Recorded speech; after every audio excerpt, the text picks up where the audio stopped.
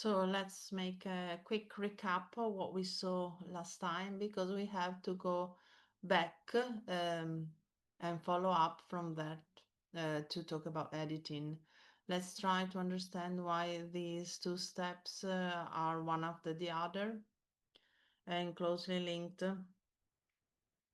First of all, you saw with your eyes last week how hard it is to try to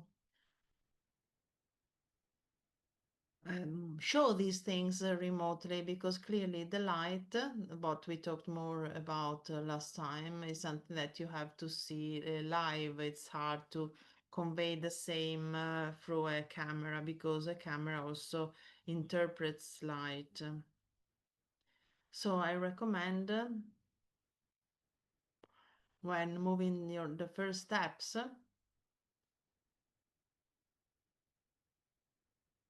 that you experiment live and not be discouraged because initially it looks like results do not come. But if you consider the tricks,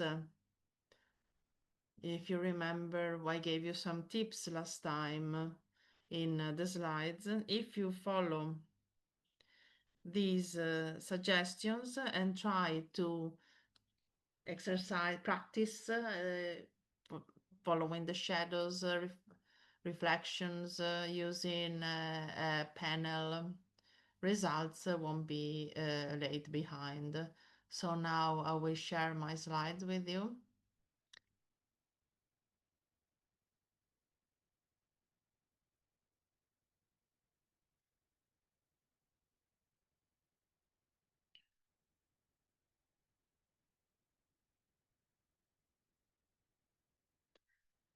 I'm downloading the pictures as a folder that I will then zip and load on the chat box because some are telling me that I cannot download from Dropbox. So in the meantime, I'm doing this as well to help more. Sorry, I wrote it in the chat box, but I would like to show you this.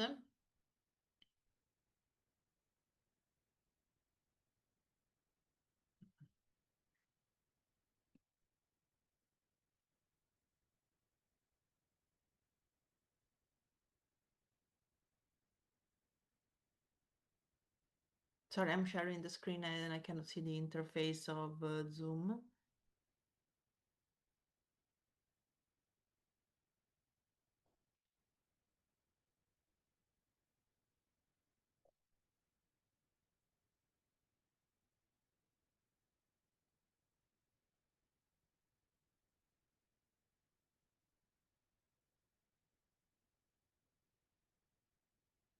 When you are here, depending on the type of access, now I have access because I'm connected, but usually if you access without an account, you find a link that says download without access, or there's a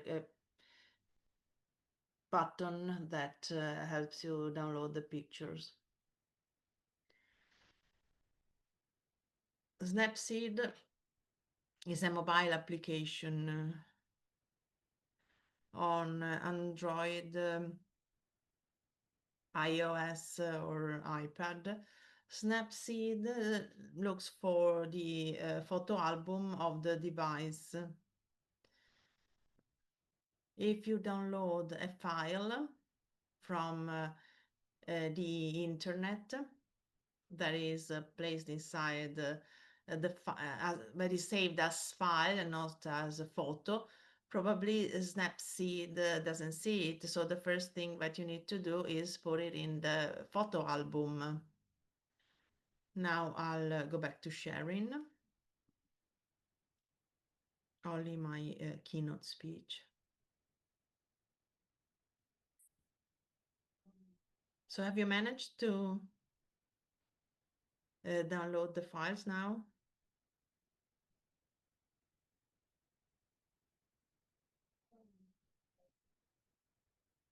There's a zip file. Stefano, can you hear me?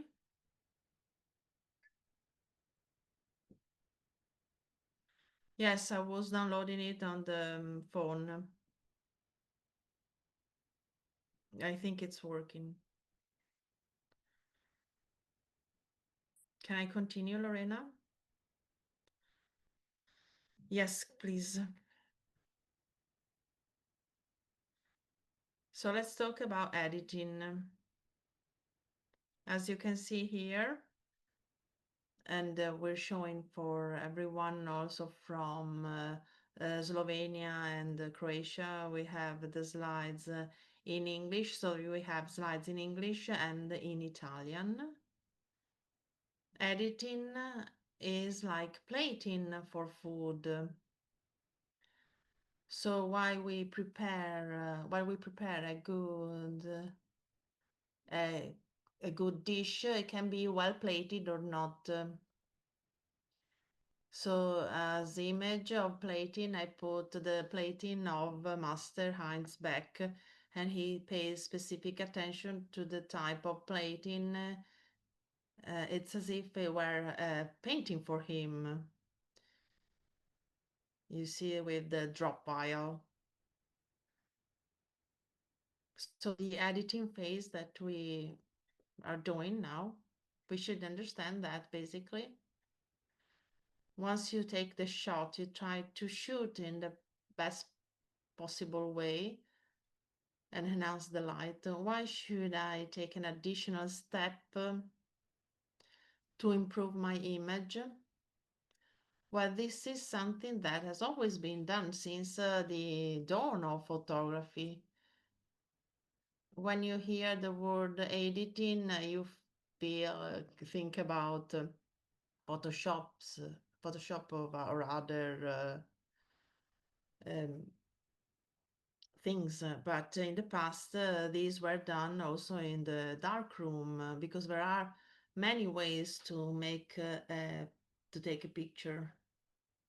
Also, we were talking last week about grids, the rules of thirds, the golden ratio. So often, when a professional photographer has a picture, he chooses to edit it. The picture that you're seeing right now of Heinz Beck finishing the dish was an edited. He wasn't born this way. And so every element that we use is used to for improvement. So it allows me to enhance as much as possible the image that I'm showing. To do what? To present it in the best possible way. To make sure that the image returns not only reality, but as, if possible, the best possible reality. This is the purpose of ads. And that's exactly what we're going to do. The other important thing is that editing is also combined with a style. When I think about photos for my restaurant, for example, it's clear that the dishes that I cook at my restaurant are mine, so they already represent my style as a chef. But if I have to communicate them, I should do it in a way that is as recognizable as possible. So this is also part of editing. The main purpose of editing its value is to improve. This man you see is Ansel Adams, one of the greatest landscape photographers worldwide. He only took film photos, analog photos. I put this picture because it's a significant picture. It's his portrait at his photo exhibition, and it's the same picture but developed. It's the same shot developed in two different ways. So two different editings. He is the father of all the techniques we will see today, because he was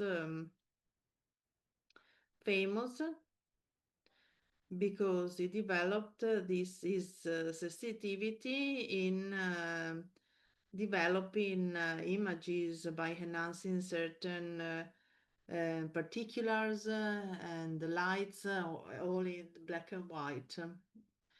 By looking at the two images developed and edited in different way, how powerful the communication value of editing is. I can turn an image into something. If I had to classify, to rank the types of editing, I would break them down into great sessions. One is correction action, a number of actions that I take so that my image is true to what I've seen. If I have to correct adjust the light or the colors, or if there's something unwanted on the dish, I forgot to clean the dish. So somehow I make an objective adjustment. Everything that I can do to improve the reading of the image, so colors, contrasts, effects, are all subjective actions, so that my image can communicate my intention. And here there's a wide variety of possibilities. So from shifting the color to transforming the pictures in a radical way. To do this, the first step of editing is the flow, the workflow,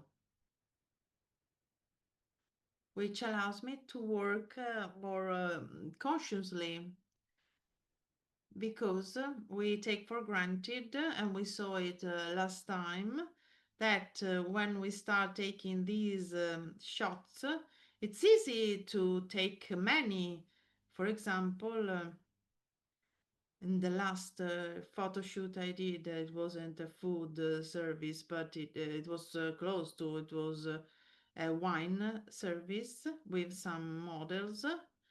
To make an image, I think we took 600 pictures. Why so many? Because you start understanding the right framing, the light, and you do a lot of trials. So you take 30, 40 shots.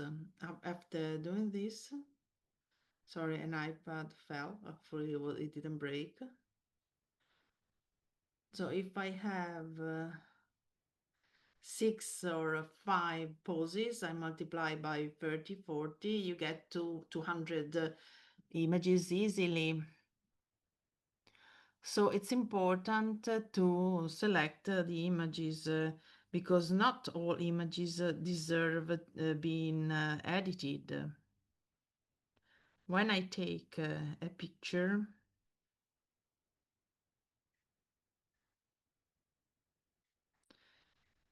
I cannot stop every time and look at the shot I took, because consider those dishes that are quick dishes. For example, if there's a cream, a whipped cream, the whipping tends to blow.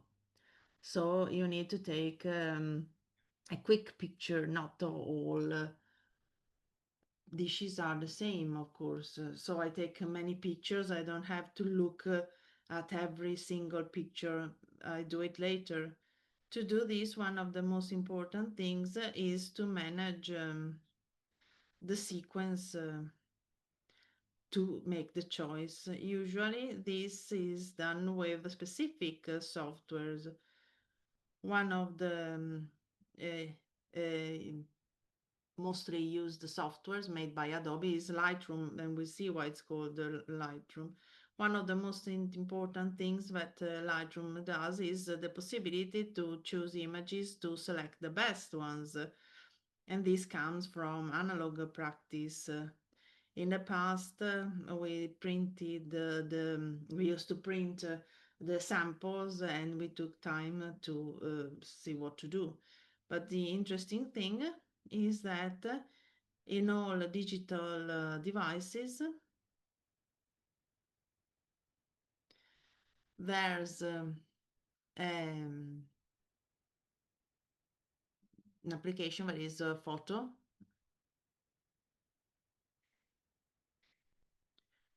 which allows me to manage albums.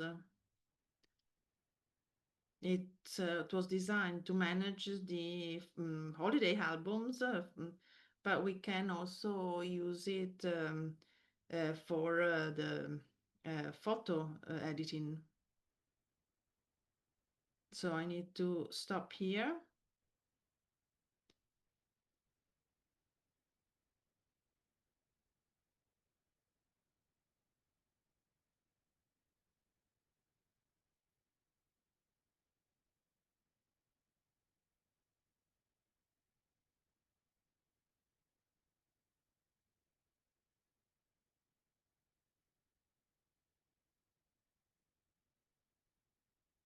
Can you see it?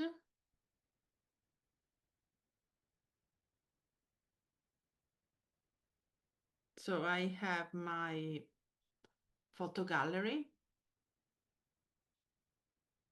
So there are the pictures from last week.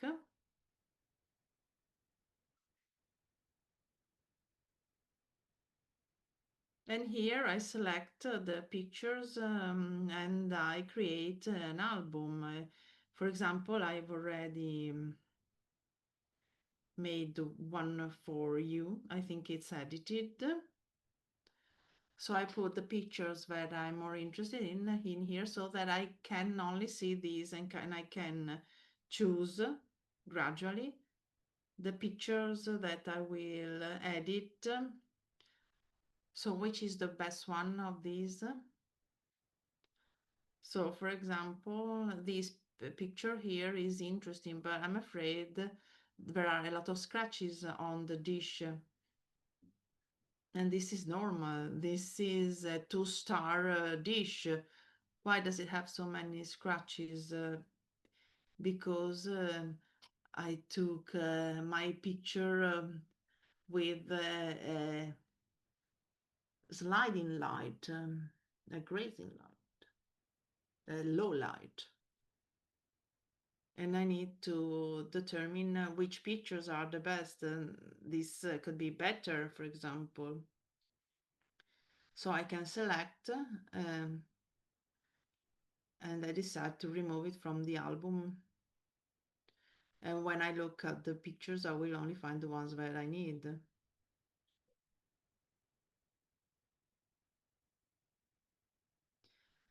Doing a good selection is essential to start with the right editing because this is the very first selection that you make.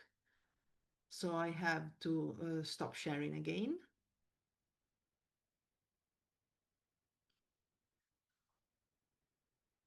And do it again here. Sorry, a bit slow because I don't use much of the Zoom.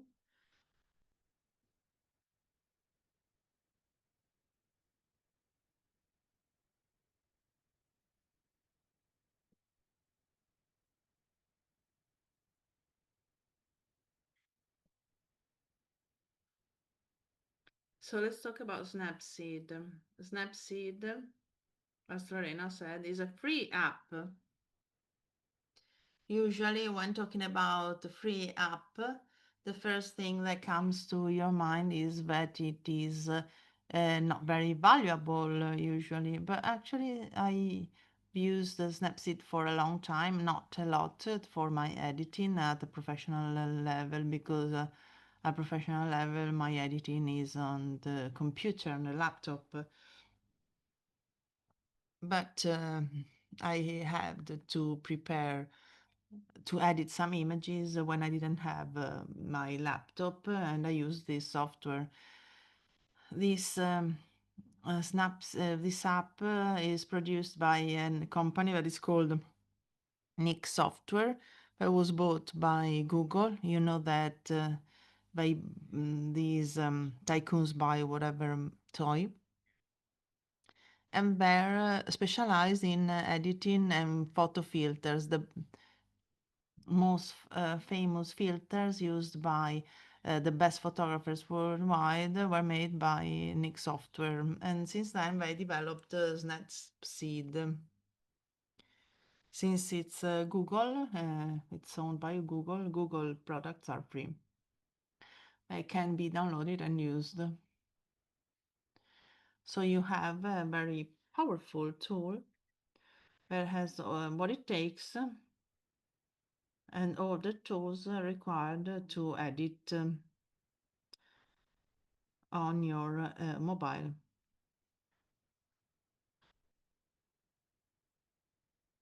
There are many filters and adjustments that are the same as Photoshop. Photoshop is against payment, while Snapseed is free. So it could also be interesting for all. But while you continue the practice of editing, you will feel the need to move to a bigger screen because editing only on your smartphone in the long run is challenging. That's why I'm telling you that 1 week ago, an interesting software was released, Affinity Photo, and I will put the link, and it's free now because it was acquired by Canva.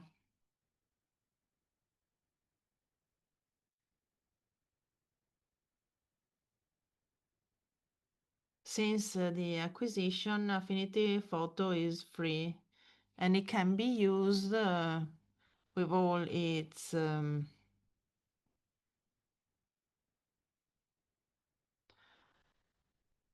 tools and shortcuts. You can use that as well, and I will put the link later. If I forgot, please remind me. Lorenda will remind me. She remembers everything. I wrote it in the chat box. I hope I wrote it correctly. Affinity Photo.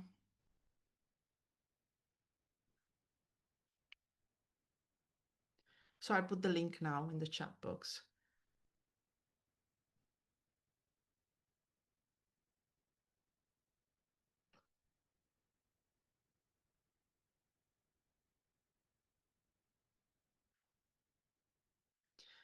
It's called Affinity Studio.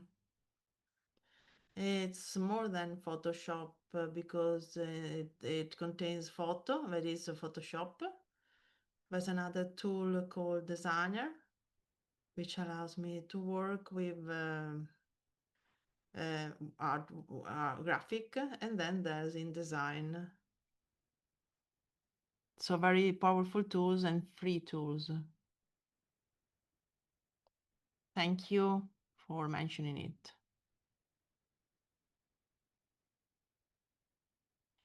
You're welcome. As in they said in Pulp Fiction, mi casa es tu casa.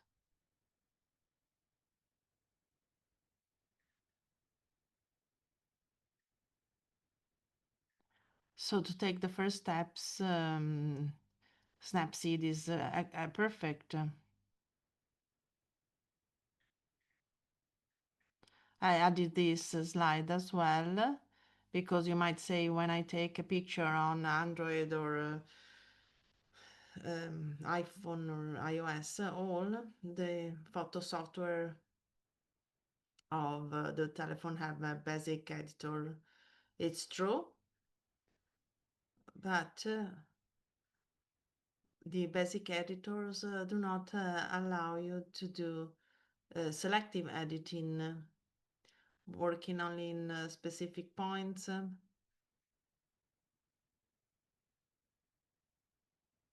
allowing me to correct perspective, use specific filters.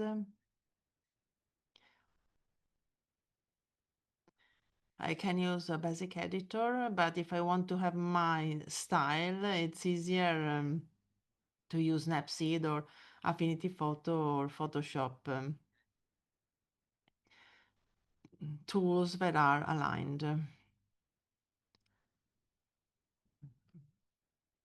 Because the filters are always the same, and I can say that they're the same, and they've always been the same.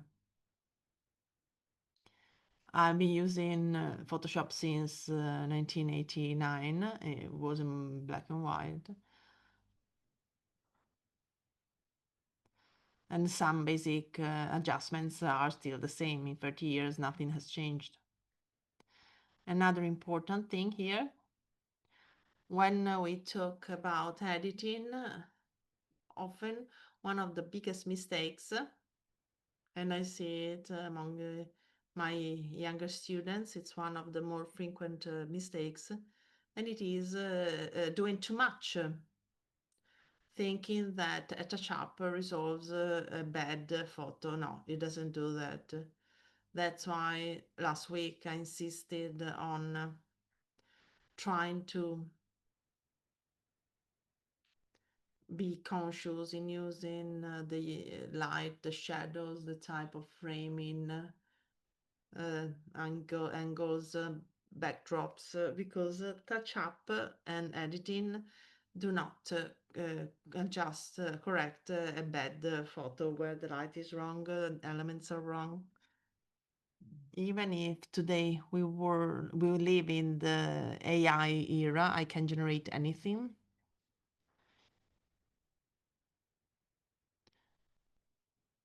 I need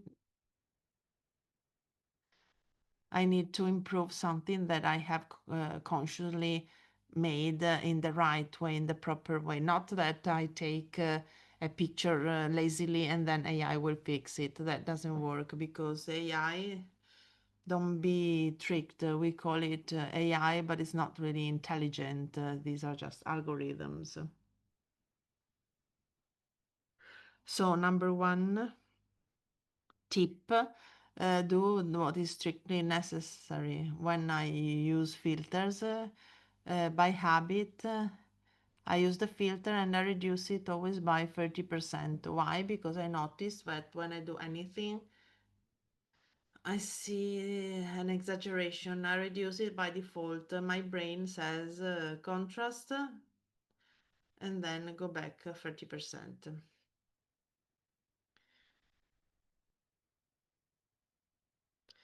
And this makes the image more real. Where always ask yourselves if the adjustment is right or not, because programs like Snapseed keep the history of what you've done and we see it. So maybe you do some editing, you're tired, you go back 2 days later and you wonder why you did it so bad. You want to take a step back. So as our Bauhaus master said, less is more. It's like salt, right, chef? Better put in less salt than having something that you cannot even eat, right?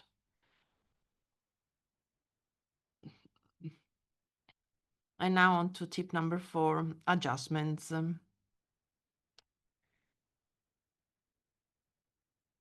When talking about filters,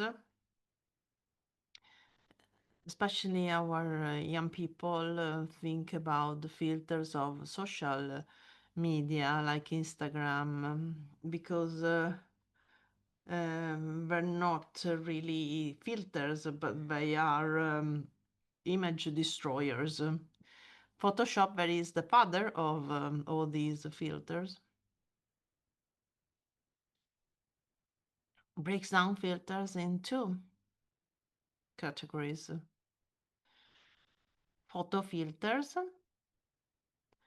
are not called filters but adjustments. And they are the replica of what you used to do with the film. These are adjustments that change the light of the pixels, the light intensity of the pixels. A pixel is a building block of my image that can have a set value depending on the memory. We use images at 24 bits, but the values are a bit less because the images we take and we think are color image is, and the color images in our computers, devices, etc. are use the RGB mode, red, green, and blue. Each channel can have 265 values, which means that when I make an adjustment, I can move from the absence of signal, black, to maximum intensity of pixel. In the case of individual colors, I will go from black to maximum red, maximum blue, maximum green. When these colors are seen together in color images, they go from black to white. Black is absence, and white, sorry, the bell is ringing, is the maximum. There's nothing below or above. There's the antimatter of pixels. So what do the adjustments do? They adjust the light intensity of the pixels, which allow me to reach a certain, achieve certain results. For example, the adjustment, the filter you're seeing here is called curves, which allows me to adjust the light intensity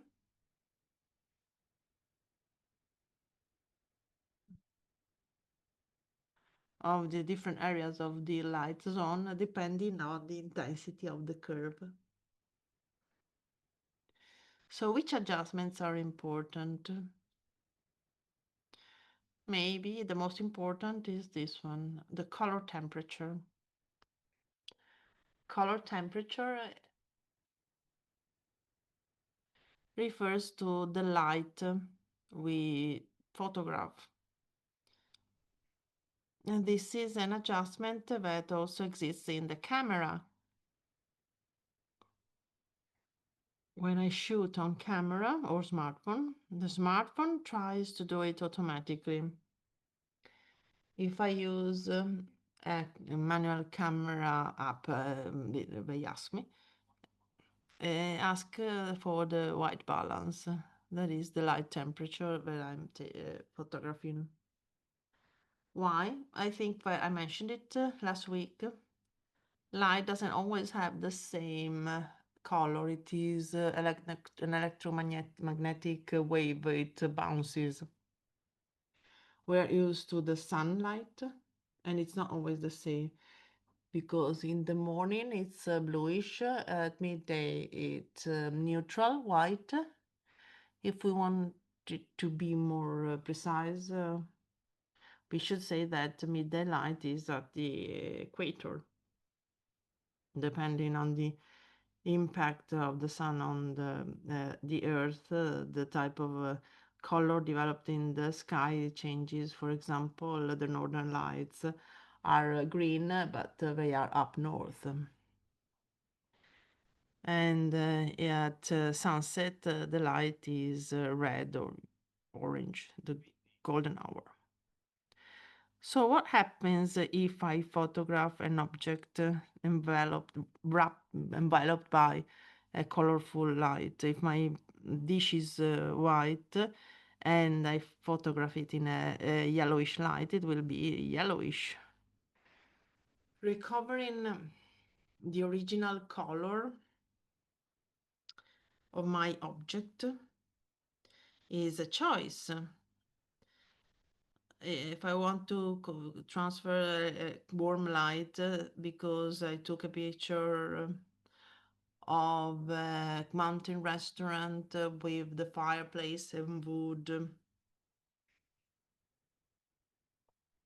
or do I have to make it more scientific with a white dish that should remain white? It's my choice. I can make it when I take the picture, or I can make it later. You see this image, the same photo with three color temperatures, different ones, warm, neutral, and bluish. On above there's a scale that is the same as cameras, and it goes in these two directions.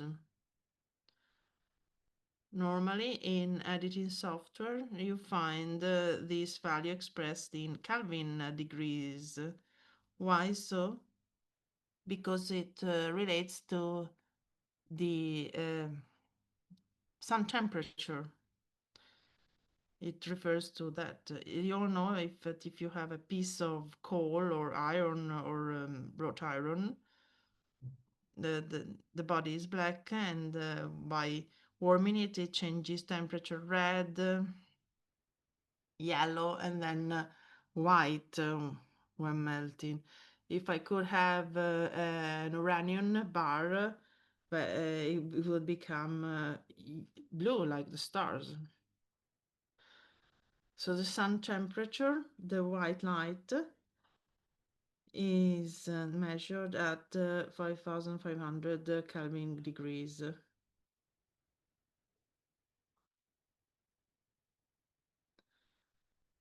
When I choose the type of temperature, I have to adjust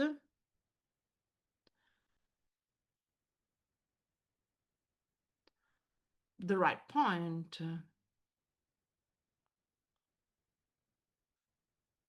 So look at this image here. We have these chocolate brownies.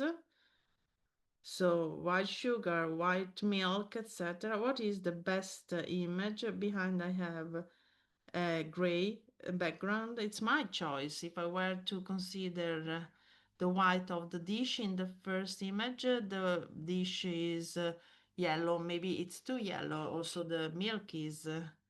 But if I look at the blue image, the brownie becomes too blue. So it will always be a choice that I make, depending on the type of shot. And this is interesting of Snapseed and similar programs. I, can I make the dish neutral and the chocolate warmer? This is a selective color adjustment. So I fix the image temperature globally, and then I warm up the chocolate, because a warmer chocolate is yummier to look at. So the color temperature is the very first thing you have to adjust when editing. There's a technical reason. If you adjust other things like, for example, contrast, colors, etc., and then you adjust the color temperature at the end, this won't work well, because you have to start from with the right image in terms of temperature.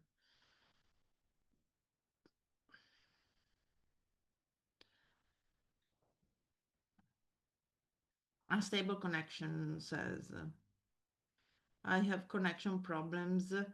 I see well. If you have problems, write in the chat box, please.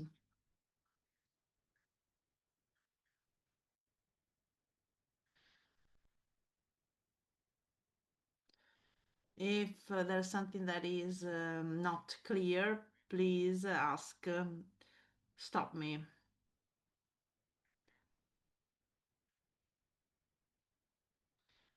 Everyone is commenting that it's all okay on the chat box. The chat box.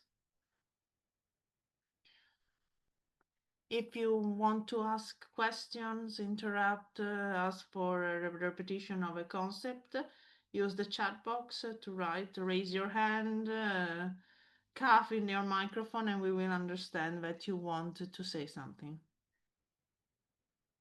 Okay, next. Then one more thing about adjustments. So exposure and tonal levels. Simply put, exposure tells us how dark or bright an image can be, overexposed, underexposed. So understanding if an image is underexposed or exposed is not so easy.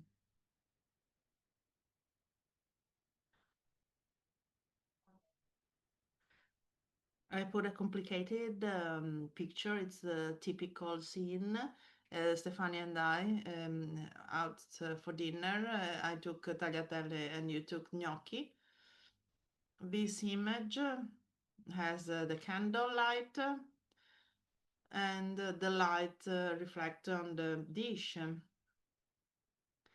The image is split in half, so the darker part is the original image, the brighter one is the one that I adjusted.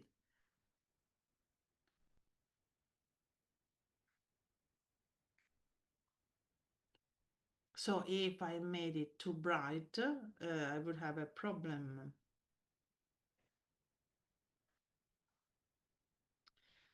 So the light reflections would be burned. Burned light would mean that there's nothing left. Everything would be white. If you look at the candle, I don't know how you see it. On my screen, there's nothing left. It's all white. You understand that it's a candle. It's a thick light, basically, because my brain processes it. So tonal levels and exposure needs to be well thought. So you have a TV set at home and you have all controls, light intensity, contrast. When I increase the light intensity, the shadows are also brighter because I indiscriminately increase the light level. But the tonal values that we use with Snapseed and other apps treat the shift from light to shadow in separately in different areas, splitting between highlights. It's not white, but the areas where the pixels are very bright, up to 75%. Then shadows, which are not blacks, but very dark colors. This image here, you see there's a dark part of the table. And then down to dark colors, but not too dark. And then there are mid-tones, everything that lies in between, around 50% light intensity. So 50 more or less, 25%, more or less 30%. If I were to say what these three things do to an image, they're the elements that allow me to establish very clearly how to read an image. A normal image has always a maximum white, which can be a reflection, a shirt, the eyeball. and the point of maximum shadow, which could be any shaded element, and the midtones is everything in between. So most colors are midtones.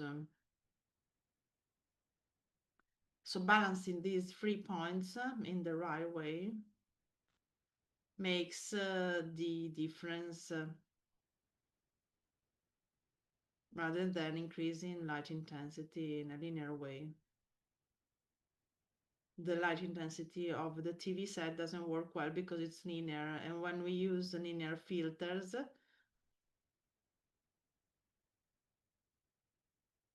following a linear diagram, we don't like it much because our senses work according to a logarithm. The other important element are saturation and contrast. Saturation and contrast allow me to better read the image, but unlike white balance and tonal levels, saturation and contrast are more dangerous because clearly they allow me to ruin an image, making the colors too bright, too dim. So think about an image of whipped cream. If I'm whipping the cream, inside the cream, I have few shadows. Everything is white. These two elements, in any case, are very important here as well. And what is saturation? You could compare it to the volume of sound. A color that has a lot of volume means that it has the maximum intensity in the wave shape. So look at the greens here of the cucumber before and after, or mango as well, and mango cubes, carrots, salmon. What happens? We're alive.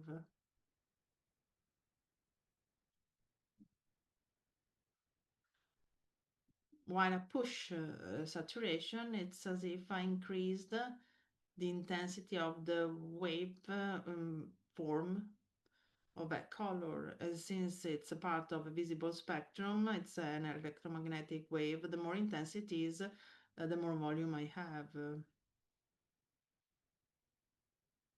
So that's where the problem comes from. In nature, I cannot find fluorescent carrots or an uranium salmon, so I have to pay a lot of attention.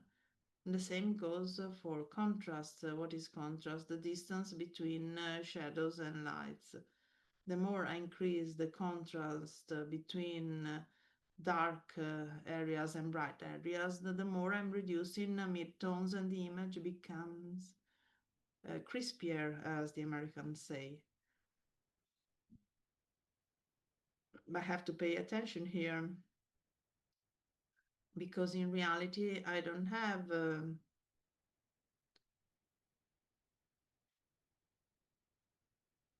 an extra saturated vision. Contrast depends on the type of light. If I use diffuse light, there's contrast, but it's not too much. If I do anything to take a picture with diffuse light, and then in the central part I put exaggerated contrast, my brain records this, and many inside my head says there's something wrong with that image. When there's this feeling, it means that editing is going the wrong direction. Saturation and contrast are the two more dangerous elements from this point of view. This is a practical example. The darker picture you see is the picture that I actually took last week.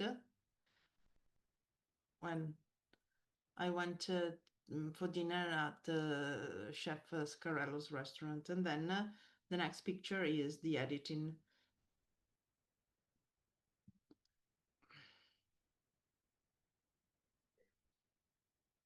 If you look, the initial picture, I see it. It's as it is. It's not so nice. It's a bit dark. Some things are interesting. Clearly, I didn't have panels. I didn't have any tools. I was just having my dinner.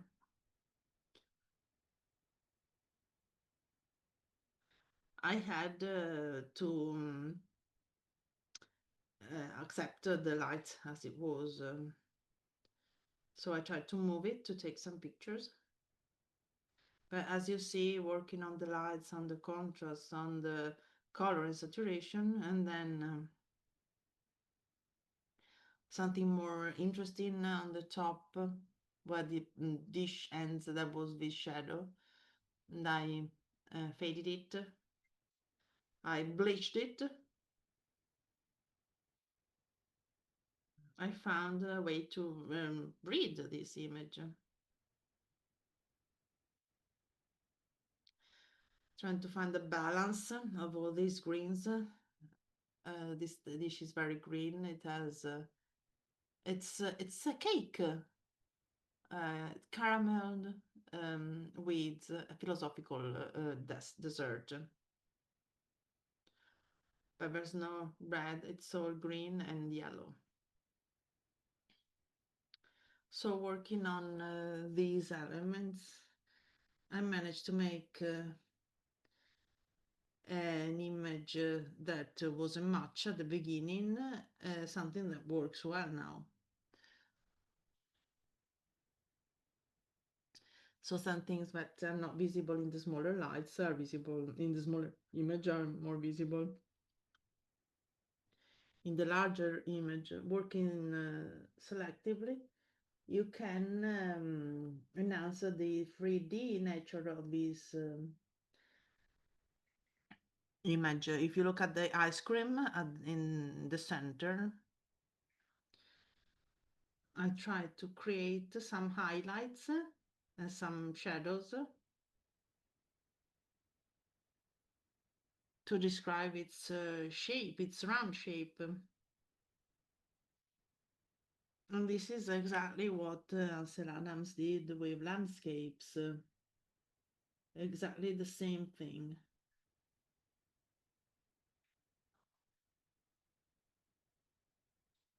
Let's move to the practical things. What time is it? It's free. We have a couple more things to see. So I have a few things to tell you that are important. Starting from this, the raw format that can be used for editing.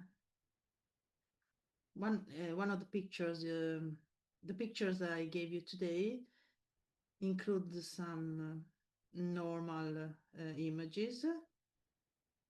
So some HEIC, JPEG, and then some DNG files, which are raw files. What is a raw file? A raw file is a format that was created a few years ago, that was mostly used by cameras, professional cameras now, or professional or cameras, also entry-level cameras, can take the picture, a raw picture. And now also smartphones do it. My old iPhone already had the raw format. What is a raw format? So the word says it, raw, rough. And the raw format is not a file, is not an image file. It's the raw data of the sensor that is embedded in a file. So I cannot save a raw file as it is, or better, the camera or smartphone creates one, but when I edit it, I never lose it.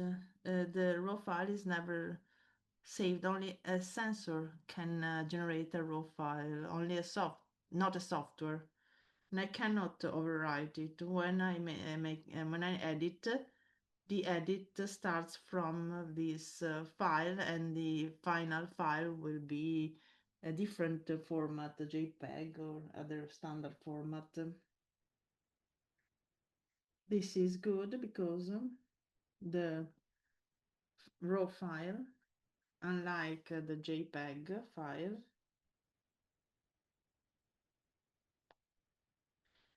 uh, doesn't set the color of a pixel, because a raw file is like a layered cake where the various elements of light, midtones, and shadows can be adjusted separately. For example, if I take a picture in a very dark setting and I save it as JPEG, and there's little light, maybe the picture is still black. Even if I increase the tones in the black area, there's only noise. If I do the same with a raw file, I realize that where I didn't see anything, when I increase the tonal values, I discover some elements, because the raw file records more data than I can normally see in a preview of an image.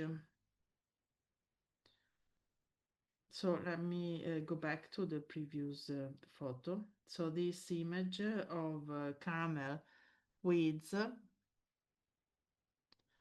when I see it dark, when in raw format, I know that I can turn it into a working image because I have enough that data.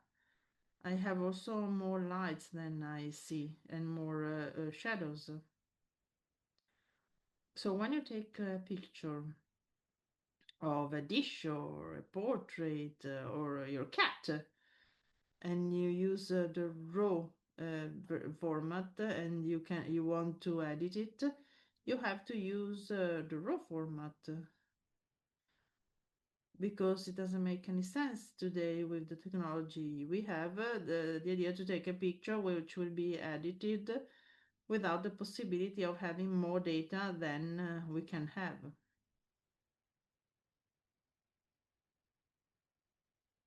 So for example, I can say I buy 50-inch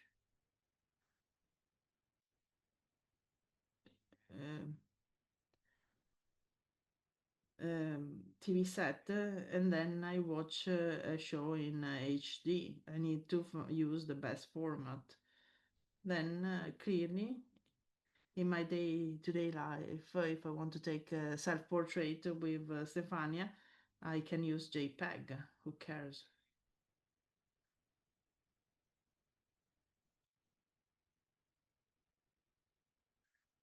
Almost all smartphones, talking about RAW, record their type of RAW, but it's important to know this, that when you take a picture in a RAW format with a smartphone or a camera, a digital camera, things are a bit different. First, because the smartphone always have technological limits, which are intrinsic structurally in terms of smartphone. So the size of the sensor and the distance. And even if smartphones shoot in a raw format, they tend to pre-process what they shoot. For example, think about the case a few years ago, I don't know if you remember, Samsung had this commercial with the girl zooming in the moon, a full moon was shot. Then a photographer said, "How can you take a picture, such a beautiful picture of the moon on the smartphone. He tested it, trying to project a photo of the moon on the wall, and the smartphone worked well. So he discovered that the smartphone pre-processed the image. Smartphones have this sort of a bit of a problem. So the pre-processing is done to appease the user, saying how beautiful this is, even if you use the raw format. The camera doesn't do that. But what you shouldn't forget is when you look at the preview and you say this is dark. If you're using the raw format, you can continue. But every device has its own raw format. Sony has its own, Fuji, Canon, iPhone. But in reality, what's nice is that the raw format is a bit like the UN. It's worldwide. It's true that every smartphone has its own software, but all raw formats are the same. iPhone uses the DNG format, but it's raw without brand. Well, no specific metadata, only photographic data. All the raw files that you find around the planet, even if a photographer gives it, can be read on Snapseed, Photoshop, because all these softwares recognize the raw formats in the market. Yeah, nobody will have a proprietary raw format. They cannot work because the raw format is just a system that reads the sensor data, which is always the same. So the formats you can use are DNG, digital negative, a neutral format, but the functions are the same, nothing will change. For example, here in the image you see, this is Snapseed. I opened one of the pictures I took on the phone and it says RAW. But had I opened a different RAW format, it would be still the same. Nothing changes. So let's look at the Snapseed interface. As Lorena said before, maybe in some cases it's slightly different. I think there's a slight difference between the current version of iOS and the current version of Android. But this is good because when you use a software, the software needs to be understood in terms of features, not interface. Because if I give the chef an agnelli pot, he can make the pasta. But if I give him a different pot, he wouldn't be able, or pan. It's the same with the software. The features are the same. So you will always find the image feature. So open, undo, redo, import, export. There's the edit and preview area, where it should be as large as possible. That's why you should use the software on a tablet or a laptop, bigger screen. And then there's a toolbar. For example, this version that I'm using today has effects that we won't use, favorites, determined by me, the various elements that I can use, and then the tools that I we will see later. For example, the first tool of all is raw. And all these are part of what I mentioned earlier. So these are adjustments, color balance, tone, adjustments, curves, etc. So at the bottom there are selective touch-ups. So the possibility of using a filter only on an area determined by me or by the image. So for example, only dark or light areas.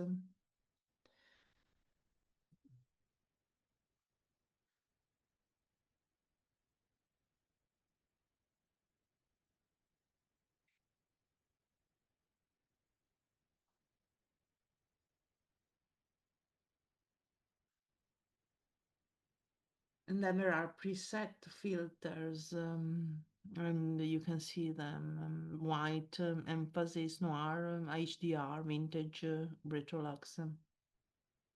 Similar to Instagram, designed to create looks after adjusting the image.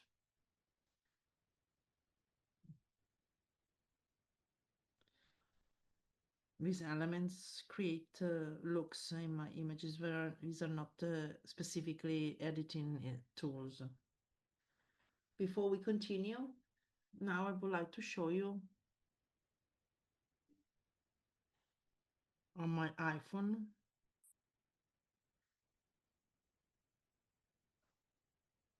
the example of the weeds. So share, screen, start transmission.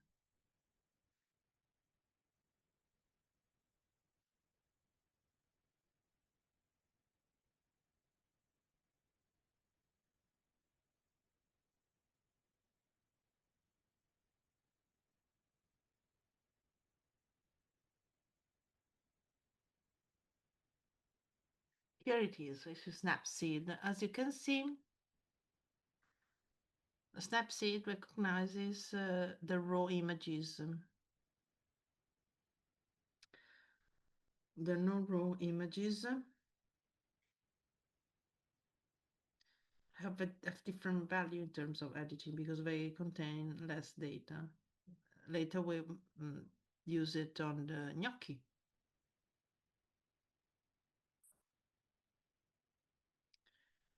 When I open an image, the first thing I'm asked is this raw. Then there's an Instagram. On top, it's the reading of the levels of the image. You read from left to right, representing the shadow, mid-tone, and the highlight. I cannot zoom in here, but if you look at how the Instagram is made, you see that on the right side, it ends flat.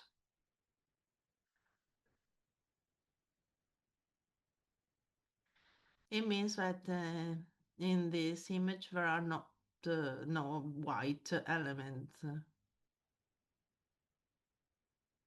So I could, when I move the exposure, that is the first available tool, you see that automatically, now I exaggerate so that you can understand, we have an Everest of whites, and it's all white.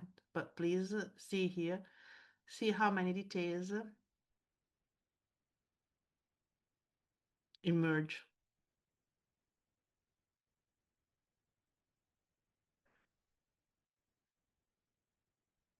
This is 0. So this is the picture I took, the original picture.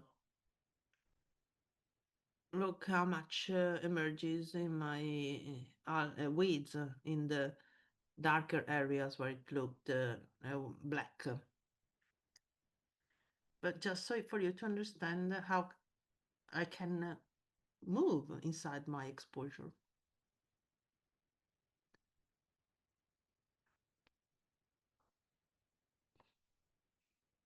So this is already better.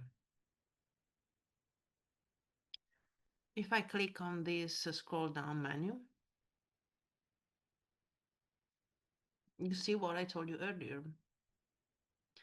Exposure, highlights. So I can adjust the light depending on what I do. I'm only changing the upper part of my histogram. I'm not touching the shadows. If I go down, look top right on the image, the parabolic reflection. If I go down, the texture of the dish is visible. It's a bit scaly. Same for shadows. If I increase the shadows, I only increase the shadows.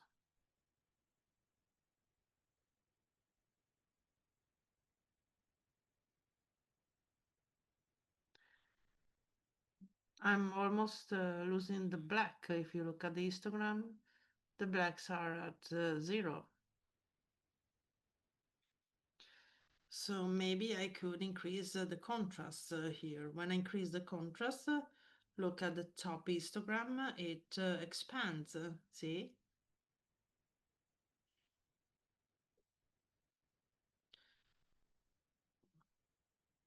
So if I go minus 100 with the contrast, you see that the image is no longer clear. If I increase contrast, I have better dark and bright areas. Saturation, I skip structure. Image is more or less saturated. This is too much, this is too little. Here I do make the decision based on my taste. Temperature,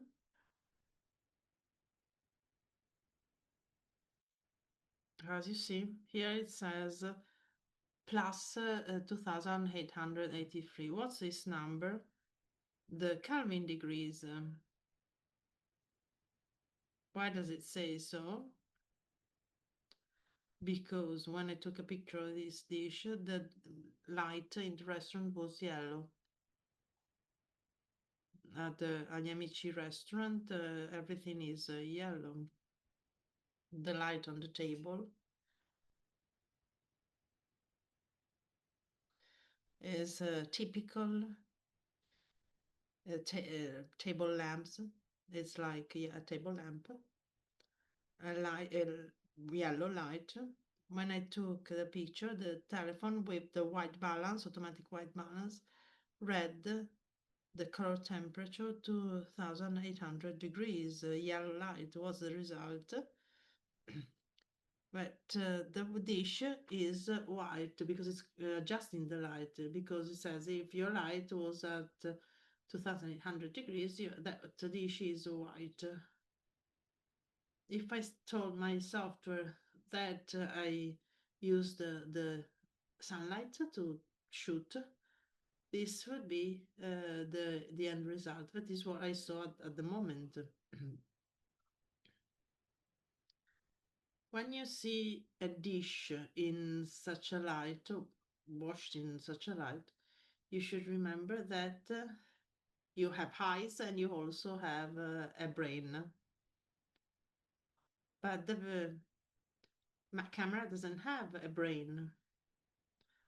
So if I see something like this, if I see a white element, dish, a paper sheet in a similar light, when I see it, my brain says, yes, it's physically yellow, but I know that it's yeah, white, because if I saw it in a normal light, it would be white. This the camera doesn't know until I tell it that the light is yellow. So usually it's a automatic white balance that does this. If I say I had a white light, it's important to know because what is it important to know it? Because if I took the picture and I forgot to say it and I used a white balance at 5,000, and I open the picture like this. It is not unrecordable. I just forgot to tell the camera. So I bring it back to its right temperature. And I won the Oscar because the white is correct now.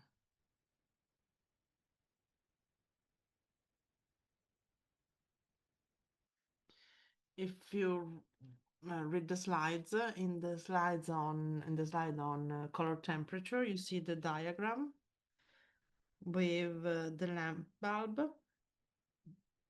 and it contains the typical color temperatures.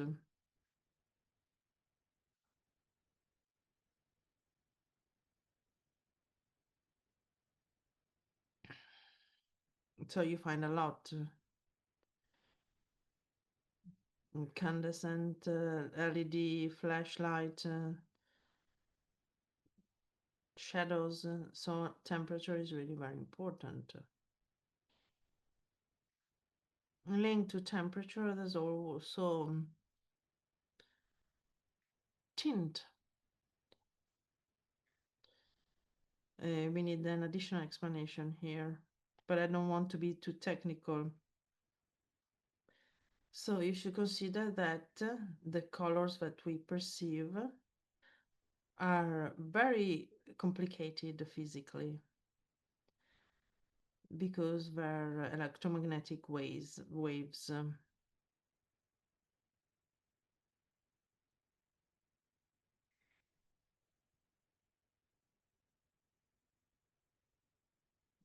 So not to make too much confusion, I can say that if it's true that the color temperature runs from yellow to blue, if you remember the diagram. So this is the axis of these two colors. I need another axis to introduce the missing colors, red and green. So it would be magenta and green. It's not really red. Why do we use this mathematical trick? Because if you think about it, a color will never be yellow or blue or green or red. It's a trick. So what does tint do? It moves the colors on the second axis, the green-red axis. If I go to green, everything becomes green. If I move to the other axis, everything becomes magenta. What is the right shade? So it depends on when I shoot. If I put shade 0, my dish is too green. This depends on the temperature of the light that I used when I shot. So the suggestion is 14, and I think it's right because I see the dish white. A nice thing of this software is the preview before and after.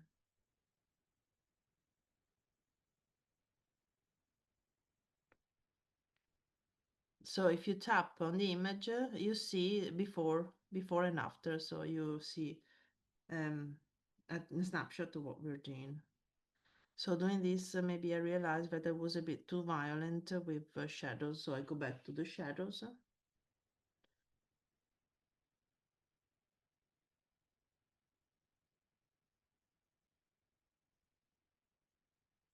And I can increase highlights. So this is my first editing.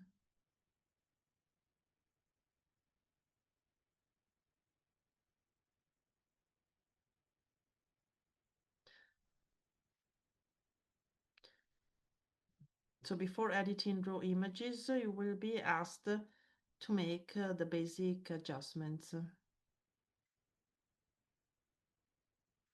From here now, I can change what I'm interested in depending on the areas. So either I use the tools here, so there's also the automatic tool.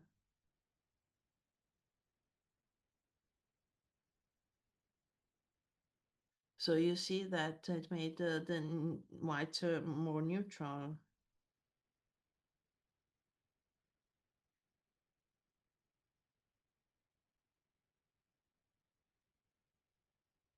So if I want to add light, I can make it lighter. If I want to saturate it, I can saturate it. And once I confirm, I can see how it was and how it is. So before and after, it looks like two different pictures. This is way too much.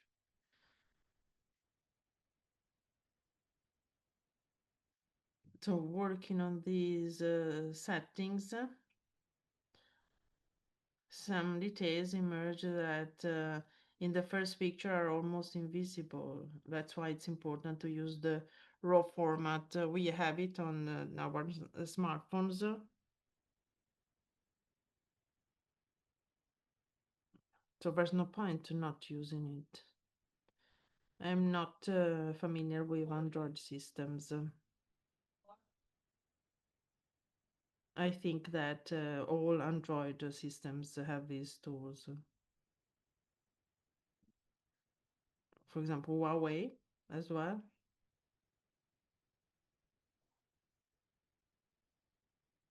Has made an agreement with Leica, the most important camera manufacturer worldwide.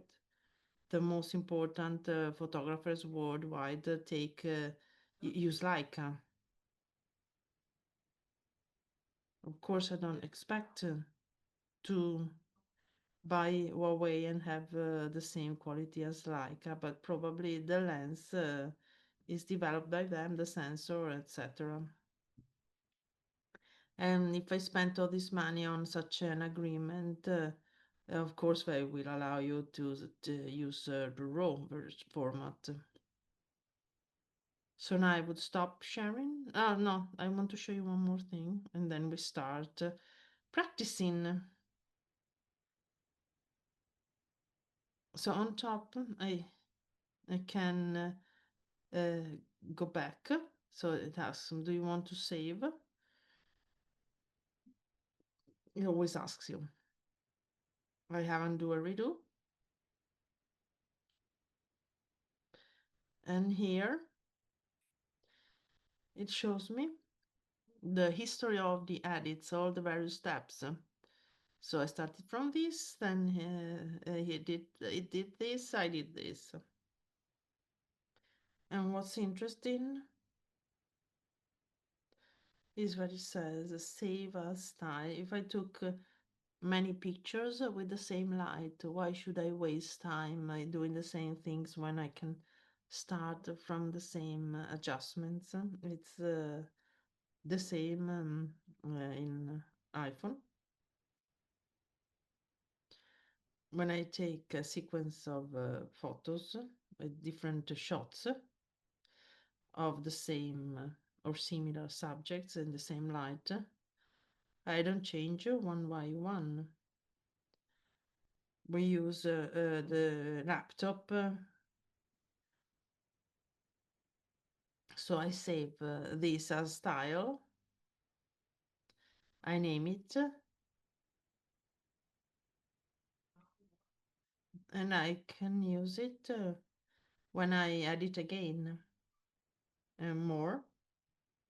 For each of these items, I can uh, change, adjust, automatic. There's a cursor of intensity. Was before. 100 is the top. What if I wanted to get to the middle?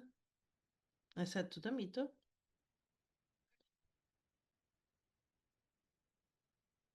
Now I have halved the effect of the automatic setting.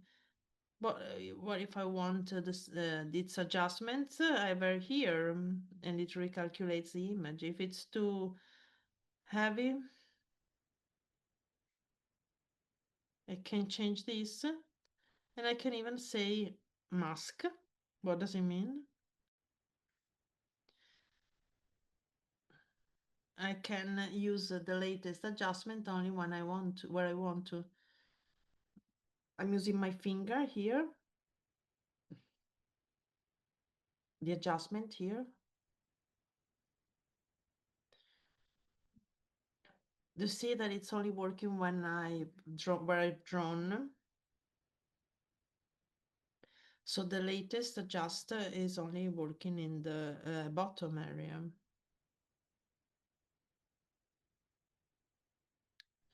And this applies to everything.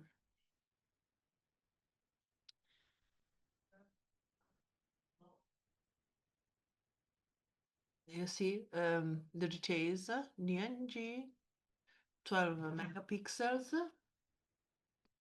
So I have all the photo information.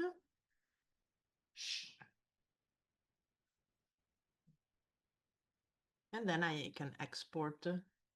I can save the original.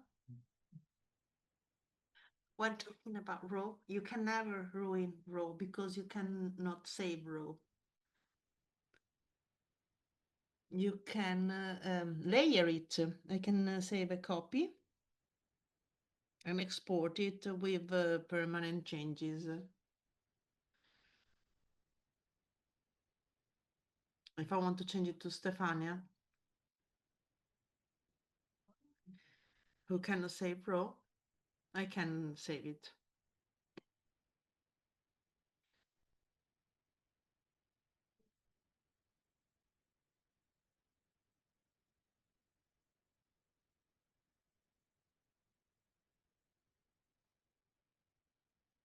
Somewhere I should find my image.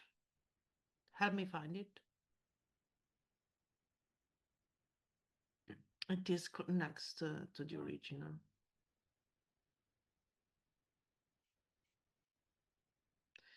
I'm here with Giuliano. The live performance is very different from what you see on the screen. That's why we sent the pictures. If you're trying, you will realize that there's a huge difference.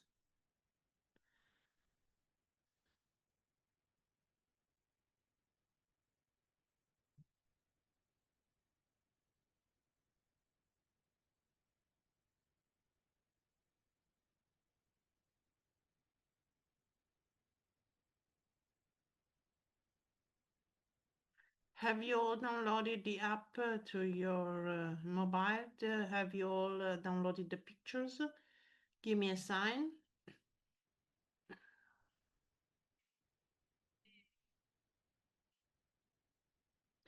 If you manage, it becomes more interactive and easier to memorize and learn.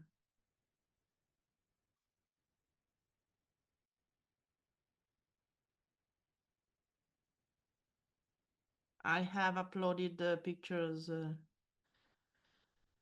again.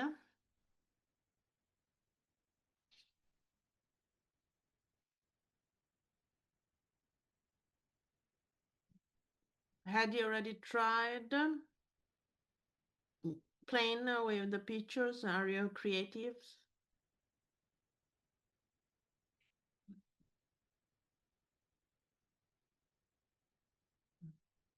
Learning by doing? Someone says they already have the app. Someone says they'll try later. But we have several people who are ready with ready to tap with their finger on the telephone.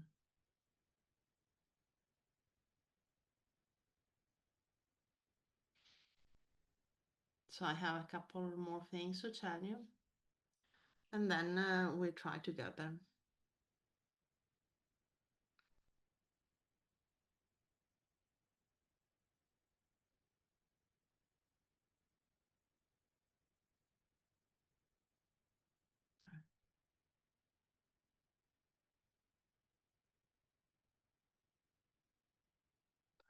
Someone says that they have Snapsheet on laptop.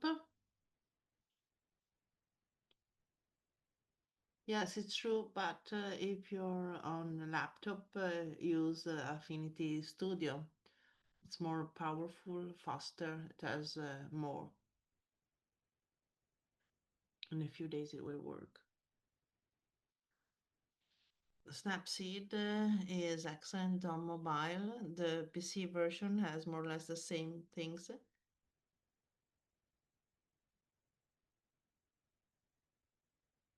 But considering that both are free, the other is easier, more convenient. You can select more complex areas. There's much more.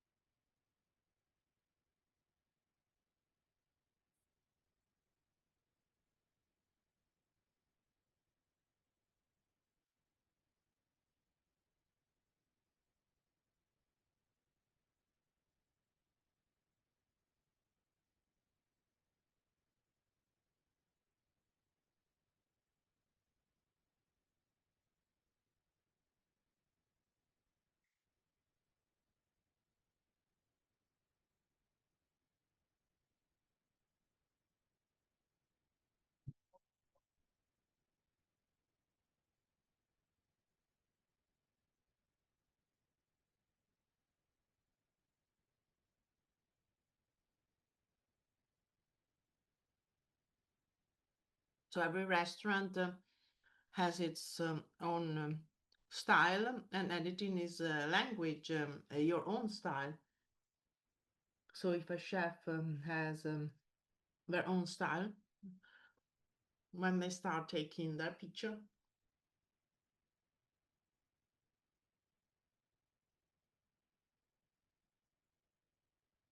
they will develop their own style, and this is good because one of the more interesting things you could do also to practice your editing is look at other people's work. This has always worked. Leonardo also learned from Verrocchio. Then he made a more realistic fly than him, and Verrocchio stopped painting.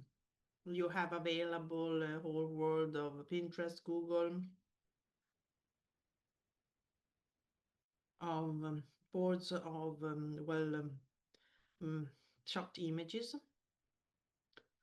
So to exercise, I recommend that you look at the styles that you like and try to replicate them, because gradually you can develop your own editing style in your images. For example, if you like the noir style, you use dark backgrounds with low lights, big shadows, and then eventually you create your own style. And this is interesting because if you consider it commercially,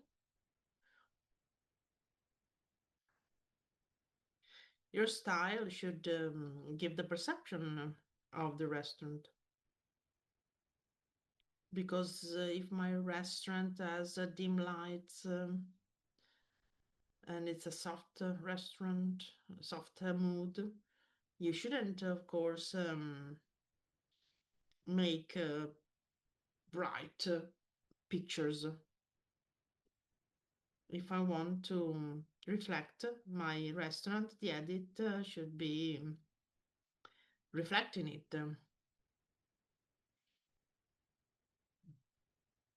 And the best way to tell my own story.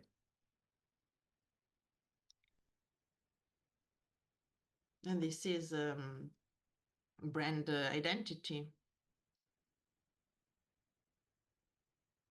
which is the more powerful thing that we have.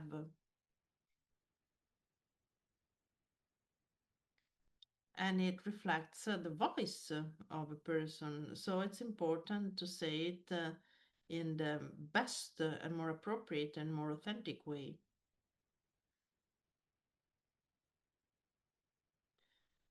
Otherwise, influencers wouldn't exist because I tell my feeling, the perception of my company. So if you do marketing or communication, you know it well. So you sell first the idea of a product, of a dish, not its quality. How many people go to Bottura restaurant and cannot judge the quality of the dish because they don't have any technical knowledge, but they go and eat. The same goes for other types of product categories.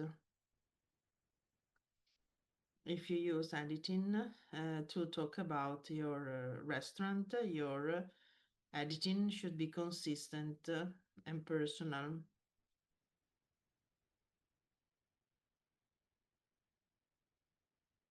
So if it means creating your own look, because maybe you like images where the shadows are to the minimum, minimized, being consistent means posting images that are always the same. It's good because you're using a language.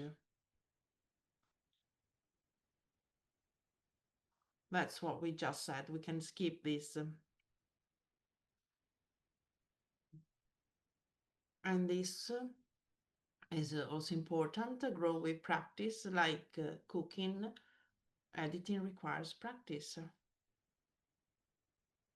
And you can practice both shooting and editing because an image on a preview in a smartphone or camera doesn't have to be discarded.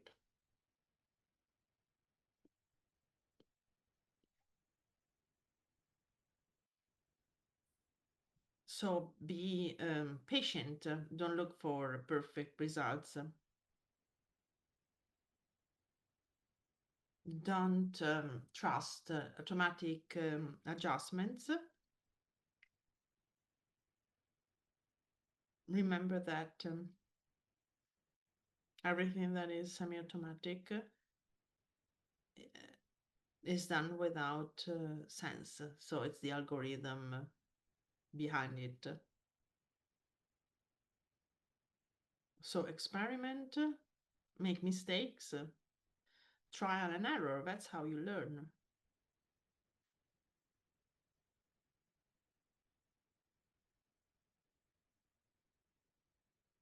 So let's edit some pictures. Let's use something that we photographed last week.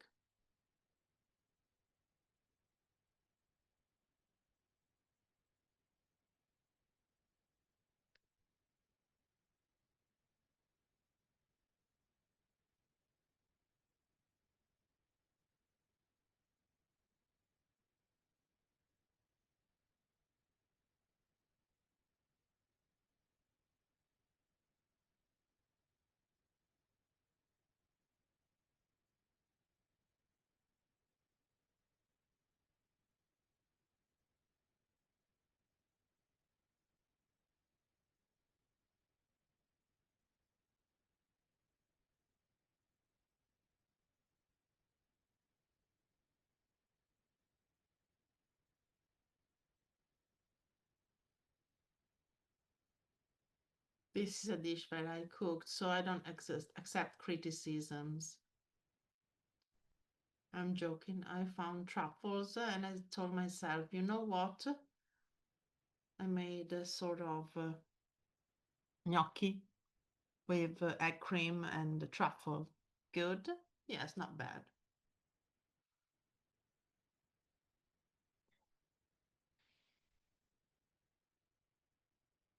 I use the latest images just for you because I told myself, let's take this picture before I eat this dish. This is the light of my kitchen, uh, red marble. Can this turn into something that works? Well, first of all, you should have noticed that it took a while to no, it opened this straight away because it's not a raw file and it cannot be adjusted like raw. It doesn't have as many details. If you look at it, it's not bad, but it's not a raw image. So it means that I go straight to the adjustments. In this case, maybe the first thing that I can do is decide how to frame this image because clearly it was shot a bit randomly.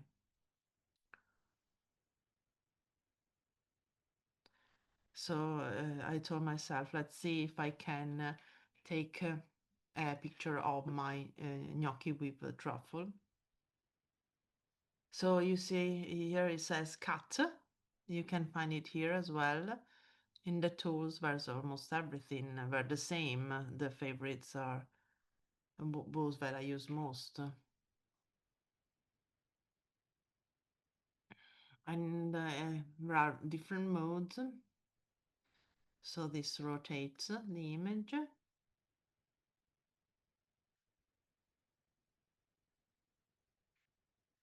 So I can turn the image. And this also allows me sometimes to create this effect of tilted perspective.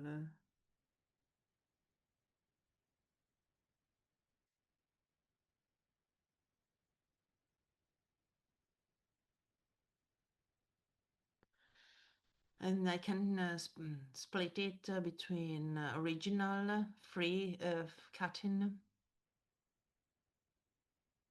so free thirds. This is always the same. And you see that there's the line of thirds that allows me to look for this type of cutting. And there are other formats for thirds, all the social formats, 16/9, 9/16.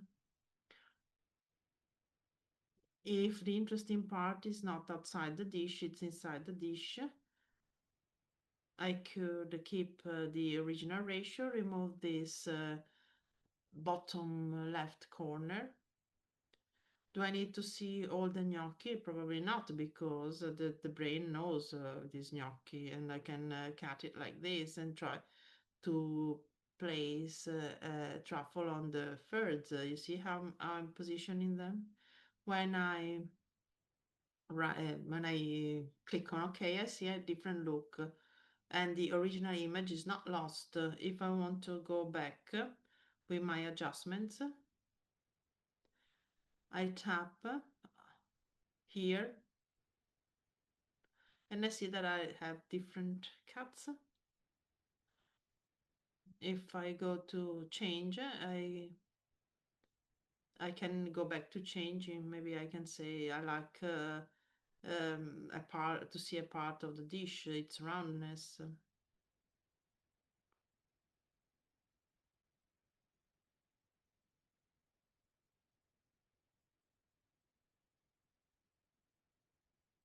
So I'm cutting the gnocco at the bottom. I don't like it very much, but I fix it like this. Okay, it changes again. I don't need this anymore, and I can remove it. So I went from this to this first. Now I've done this cut. Now I adjust. Not as powerful as raw, but I can try.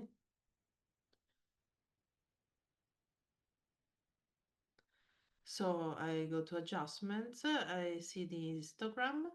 There are very few very dark shadows, except truffles, and very few whites. I can try to see what it suggests as light intensity. You see the A with the star automatically does this.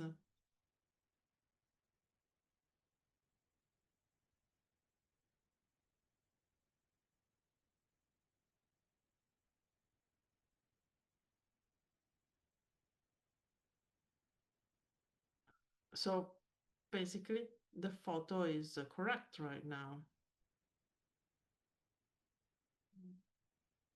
So automatically, the software doesn't do much. I have to do it manually. And look here, brightness, highlights, minus, automatically did -6. I would go up. I want more white. Then contrast was removed, but I want to increase. I would like to make this gnocchi a bit more crispy. And I would like to see the shadows because to remove a bit of the shadows, because in the shadows we see the truffles. I'm not going to touch the temperature because the dish is quite white. The ceramic part is white, so I wouldn't touch it much.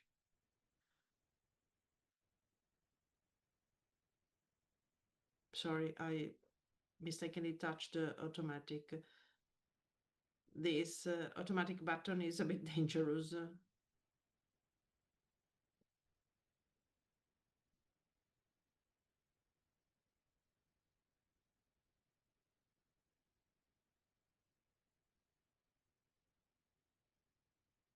Okay, so this is before and this is after.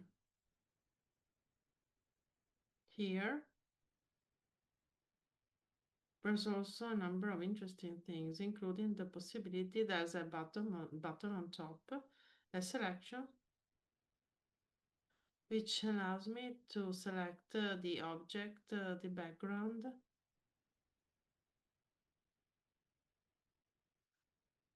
If I choose select object, somehow I want to select the gnocchi only. I tap and it creates an automatic mask. You see it, the template. The white part is where I touch up, and the black part is the mask. If I increase brightness, it only increases inside.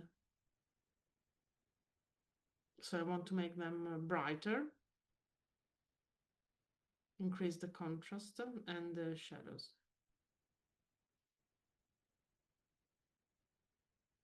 Since I'm working with a mask, I could work with the color temperature as well, because I'm only working in the area where the gnocchi is, the egg cream and truffle.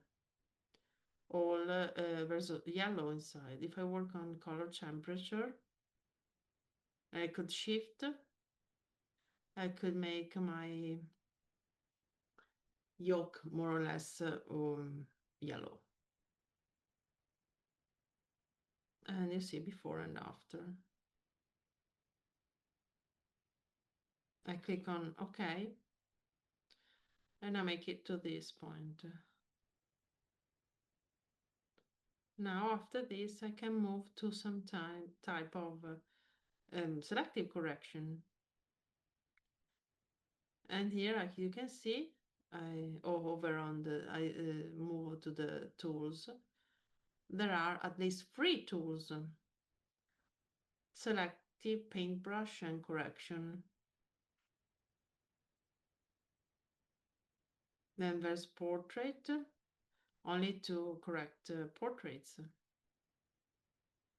So the eyes, the skin, makes it smoother. What can be important is selective correction and paintbrush, but also perspective. I think some of the students asked me.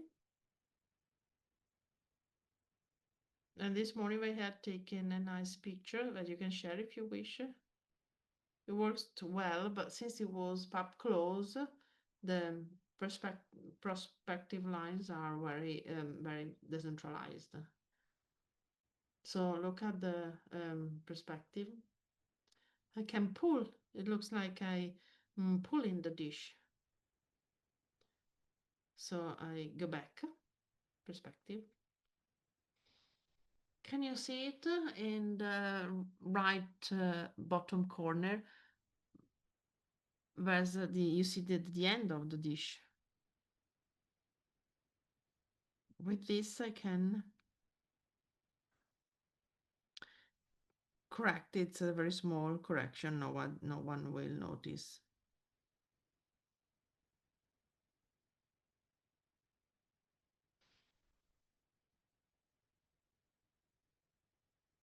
But the same on top.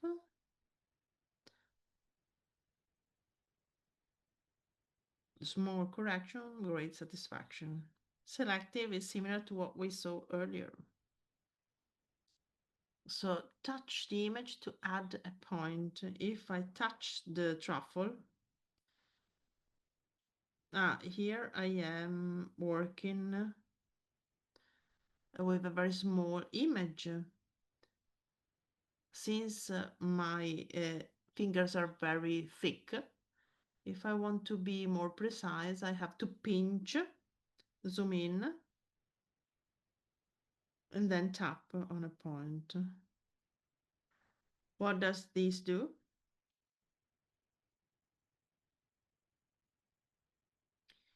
Using two fingers, it allows me to extend the action area. The red you see tries to select all the colors, their brightness, of the point where I tapped with the yellow circle. If it's not correct, I can move it. And then zoom in. This allows me here, for example, to only work on that truffle. So for example, great contrast, more contrast, less contrast. Then I move. And you see that at the bottom, there's a slider, the rectangle that I'm moving now. And I can see other parts of the image, for example. This truffle here, I want to add a touch of color. I add a point. I'm pinching, zooming in. And here, I could say, give more light, more contrast. You can also do it with your finger. You can go to the bottom and then move up and down, and you have the menu. So brightness, left, right, high or low. And then again, left or right. So I'm making a selective correction, meaning that I'm selecting some of the parts. So it's easy to select the truffle. It's more visible from the gnocchi. The truffle is black.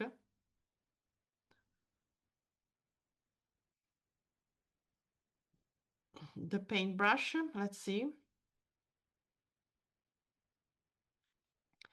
works more or less in the same way, allowing me to draw the correction.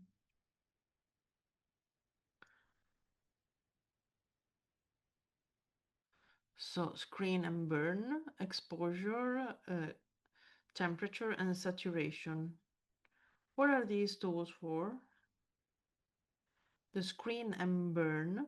Let's do it on this gnocco here.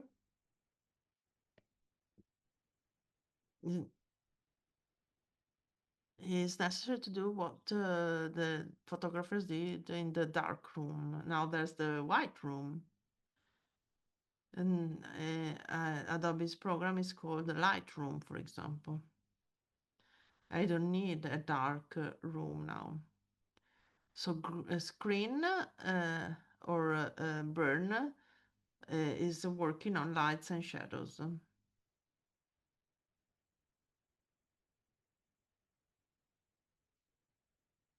So I'm doing it exaggeratedly so you understand. The more I zoom in, the more the paintbrush becomes little. So the more I zoom in, the smaller the paintbrush.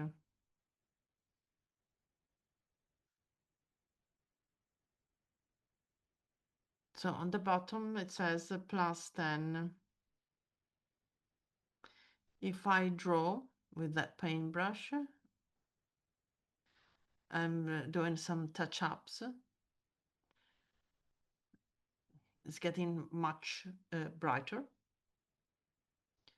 sort of bleaching. If I go to -10, see what I'm doing? I'm burning the shadows. Why it's called screen and burn? Because screen increases the light parts without touching the shadows, and burn burns the shadows without touching the light points.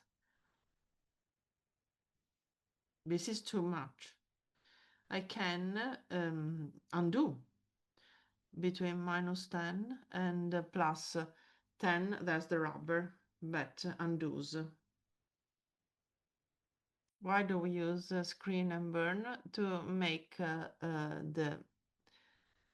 to give more 3D effect. So I could say -5 and draw some shadow here, +5 and draw some light here. If you look before and after,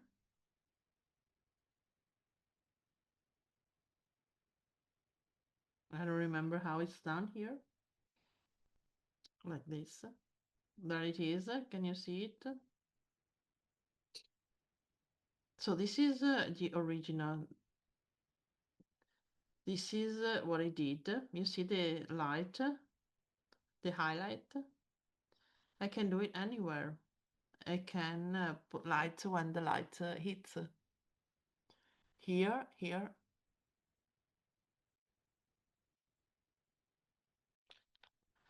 Everywhere I see some strokes of light. I'm helping the light.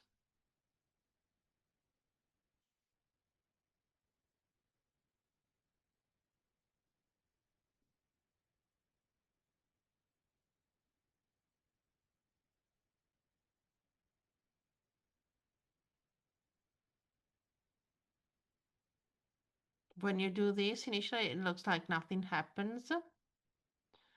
But if you do before and after, look at the gnocchi. Suddenly they have more dimension. It's as if for each gnocco I gave a touch of light and a touch of darkness. And I can continue. Look at this. This is nice because here there's a nice shadow and here there's a stroke of light. Here I wanted to enhance the light, and here I want to enhance the shadow. As a consequence, the truffle will have a more 3D look.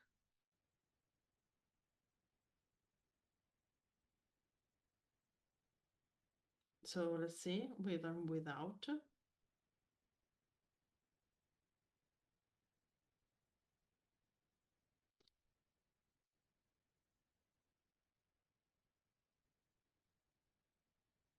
I can do it with screen and burn with exposure. See, as did I want to expose more an area, I can use exposure. So I go from rubber plus 0.3, plus 7, plus 1. Here I exaggerate so that you can understand. Here I overexpose the top area.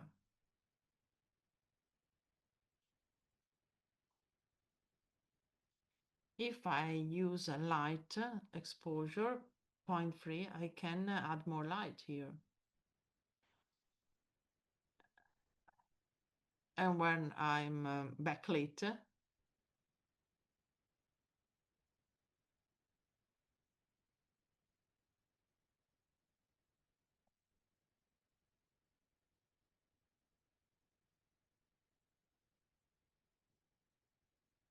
so before and after. So this already looked interesting. Now it becomes more 3D look, see?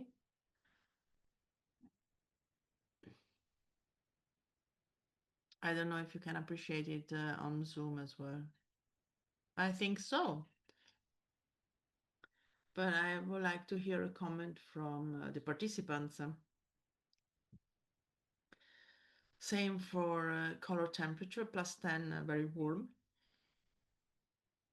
-10, very cold. If I cool too much, my egg becomes green. It looks rotten.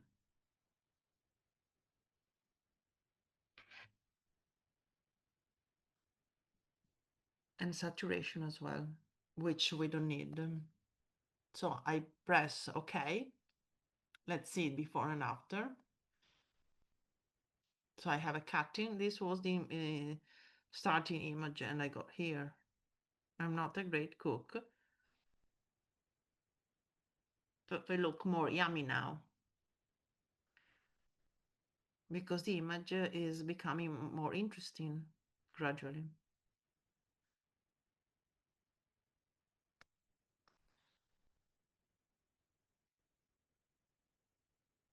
Shall we review the steps? Original, cutting, adjustment,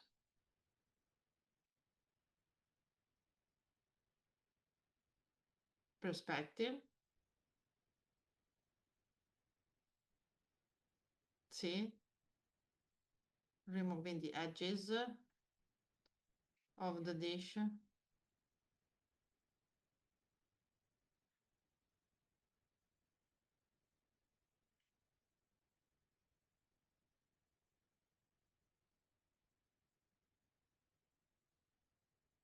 You can almost move the shot. It looks like the dish is moving under your hand. Can it also enhance the verticality of a dish? Yes, but like everything, this is not 3D. If I push too much, it becomes strange. They fall.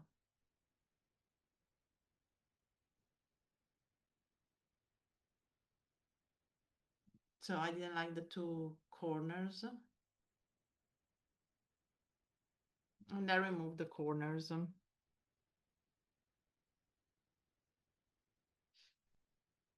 Then screen and no, shadows and lights. I made 2 or 3 truffles lighter and I increased the contrast without and with. Yes, the grid is clearer. And then with paintbrush, I made a few corrections. I've increased the light on the back of the dish. I've reduced exposure.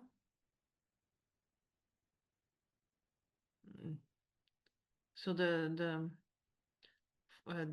gnocco in the foreground looks a bit like a potato. But I can go back and I change exposure. If I want to delete only a small part, I can do it, pinching and moving where I want to. You can also see it clearly.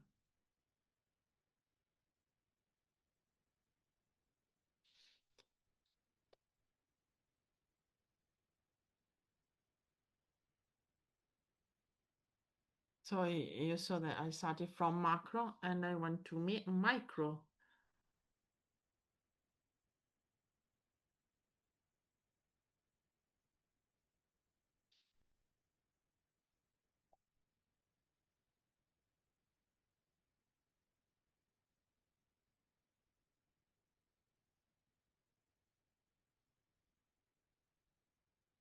So I wanted to add one thing.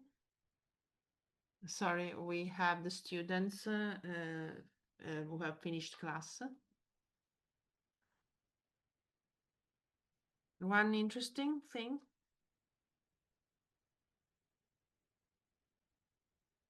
is that I go from macro to micro activities. Just like when you do some touch-ups, you make a house and the bricks you put at the end. So I do the corrections with the band-aid now. What are corrections? Elements that allow me to correct certain things that shouldn't be present. Now I take advantage of the crumbles of the truffle. I don't like this. I pinch a lot, zoom in, and I've removed it. What does the collection do? It uses the AI algorithm for the reconstruction. And it's perfect to remove what shouldn't be there. Of course, with some flexibility. Here, the crumbles are really easy to remove because they're very dark on a very yellow background. But if I want to remove a whole person from a group of people, the reconstruction won't be so faithful. Only with the crumbs, it's easier.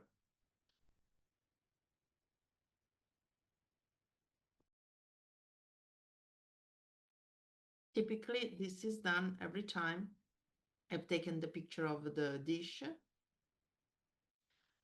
There was something that I didn't like. I remove it. The dish was dirty. I fix it. The correction tool should never be designed, used to remedy very extreme actions, mistakes.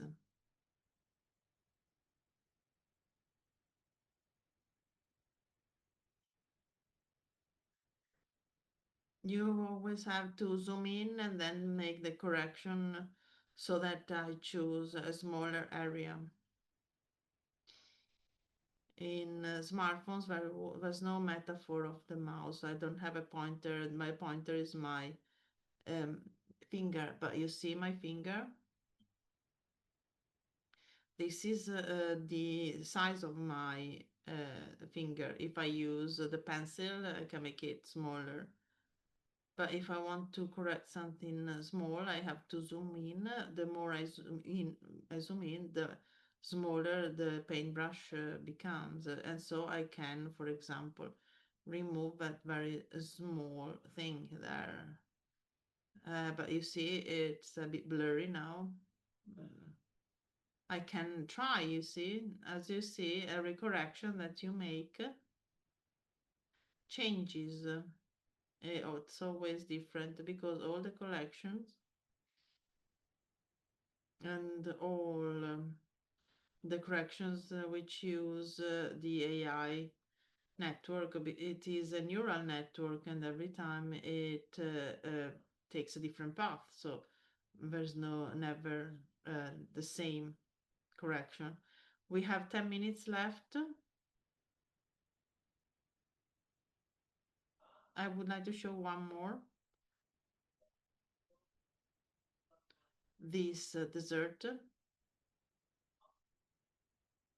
If you have any questions, it will be interesting.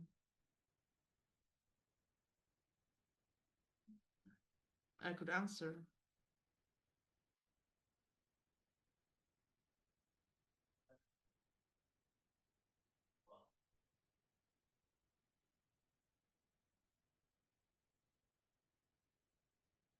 So let's do the fish or the tortellini in honor of Lorena.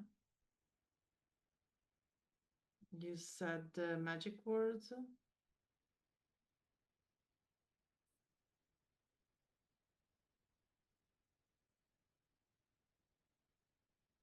So let's do the rabbit.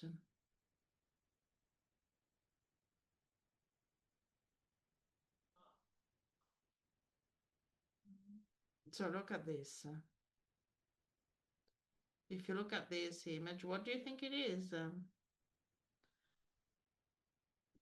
It could be anything, really.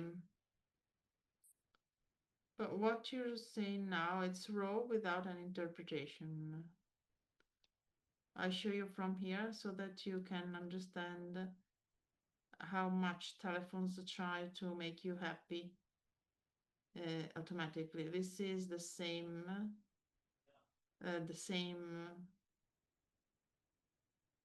picture. It's um, rabbit with some chocolate shavings. But then you see the beginning here in the raw format, it looks like a sea urchin. But if I remove all the shadows, see how many details emerge. So it opened it like this only because the sensor photographed it like this. But here I can express a lot. And I see a sauce, there's a sauce on this rabbit shoulder.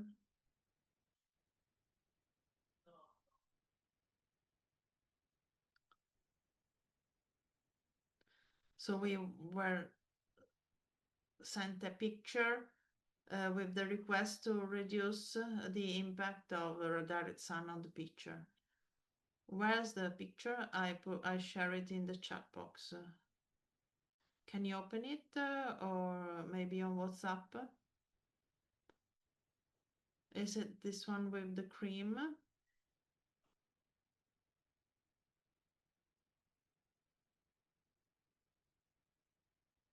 Let me watch it.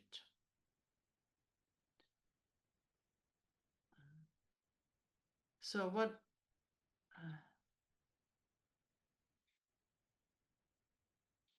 Since in the kitchen at the academy, I don't have any of the tools that you showed last week. The only pictures that are the best are with the direct sun. Otherwise, they're a bit um, dim. So are they all in JPEG? I have sad news for you because there's very little you can do. But well, actually, this light is not bad because you were saying that it's not correct to have direct sunlight.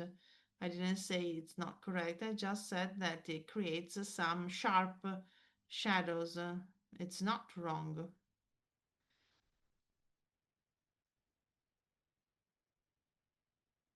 Because if you um, aim this light to the beautiful face, you will have very sharp angles. But here, this dish that has hazelnut, pumpkin, and mint. After all, I don't mind it. I like it. But changing the direction of the light wouldn't be possible because you would have to fade these shadows. You could ask the AI. I wanted to make sure that the direct sunlight was right. Yes. It's very natural like this. You are the chef, right? You know how your dish is made. And gradually you have to have a feeling of confidence. You can say this dish a photograph like this is okay. Then if you don't have a diffuse light and you can only take a photograph at the pass, you can take your sous chef or any other person who can help you. You give them a nice tin foil or a paper, and you can put it in front of the light, and it's used as diffuse light. So I suppose it's JPEG because you sent it on the chat box. But since we talked about it, if this picture was taken with the raw format, you couldn't change the nature of the light, but you could remove some shadows and uh, show the cream, make it more 3D. Thank you very much. You know what, Lorena? Since we've talked about AI,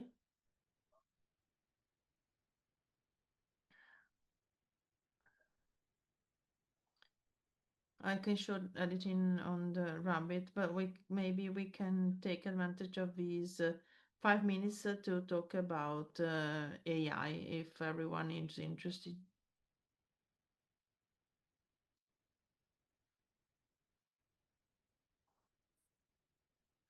Yes, please say something about lights and shadows of AI.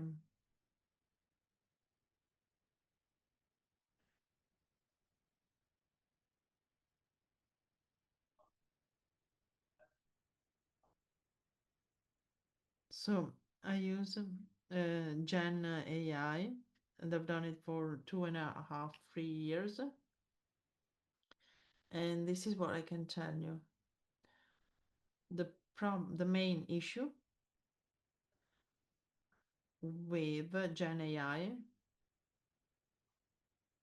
is not much the photorealism. Sorry, there's a trolley. Can we do it later? We're live.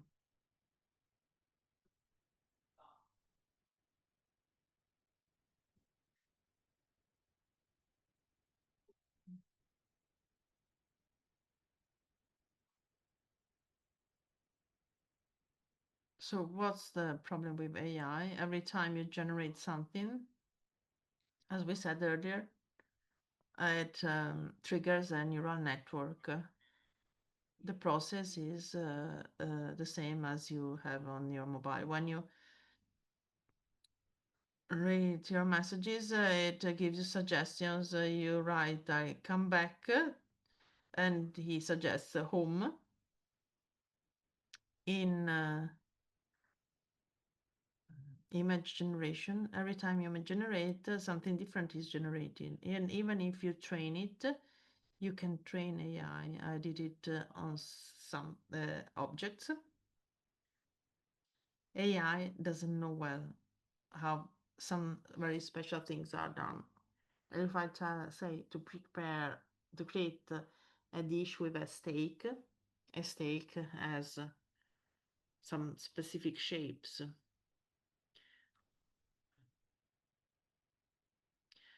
But the dish by Stefano cannot be generated by the AI. It's likely that the hazelnuts will look like alien things. And AI has an additional problem as well. Depending on the tool, you tend, especially semi-automatic AI, like Midjourney, anyone can use it. You just have to write the prompt and pay the subscription. But all the images are alike because the main purpose of Midjourney is to reward the user. So we can use AI to change, yes or no? Well, yes and no. If I needed to add a vase of flowers, then maybe yes. But if we wanted to generate food, I'd say that it's very complicated. 1 year and a half ago, I had it try to replicate some dishes.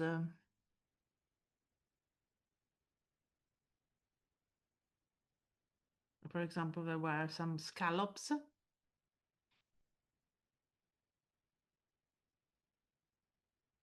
on a background. Was rhubarb.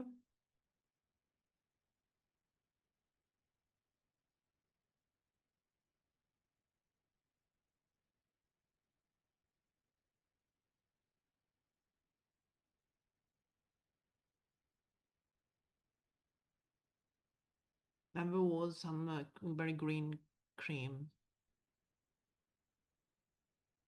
Yes, the look is strange. It's clearly not real food. If I ask to make a dish of tagliatelle with ragu, maybe Lorena will realize that we're not Bologna tagliatelle. And probably also tortellini would be difficult. The more complicated the dish is, more hard it is for the AI. It should be used wisely to create things that can work to support a real photo. But I think that especially in this field, food photography of authentic food, supporting the restaurant marketing, I would tend to use it as little as possible. So far, no one told me take the picture with AI. Never ever. For example, I had to do it, for example, for furniture, not to replace the furniture, but to create a fake set. So we had a table, it was hard to move. Instead of doing the 3D rendering with the background, I made an ad hoc background with AI.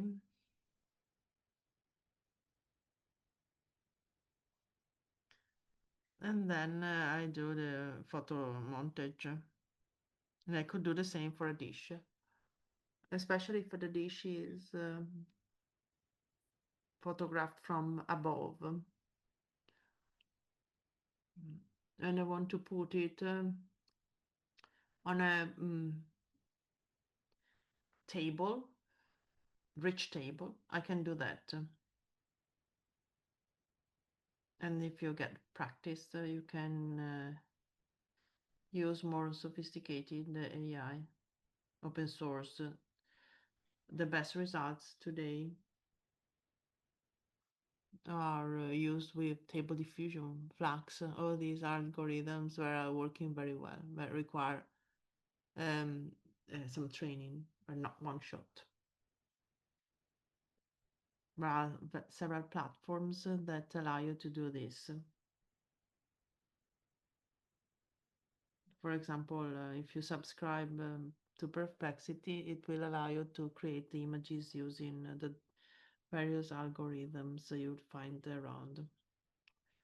But the least you have to do is to write the prompt, that's clear. Okay, are there other questions? Otherwise, since we are at time, we need to take the usual photo shoot to group picture, and then a Mentimeter questionnaire, and then to complete the training of trainers, will be a more structured questionnaire on the whole journey.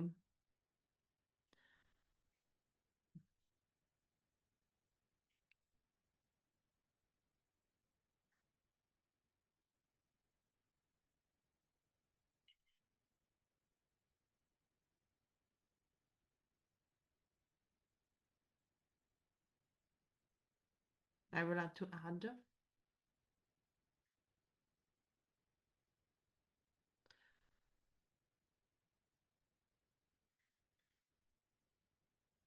So these things should be seen live. So I'm sorry that I couldn't give you the feel of the pictures because it's really hard in food photography. I hope I gave you some suggestions that can work, and if something is not clear from the slide, you can get to me through Lorena. We can do a Q&A.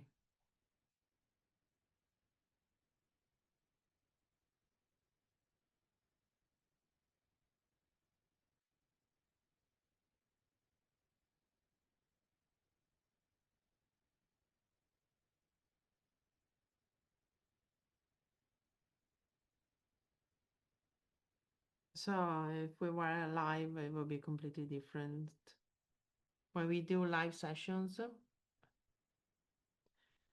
you have to look monitor or by monitor, but it's harder with a smartphone remotely. We hope I gave you some benchmarks basically, and if you need something, please don't hesitate to ask. We knew that this wouldn't be the perfect setting for this type of training, but we assessed the pros and cons of offering this opportunity.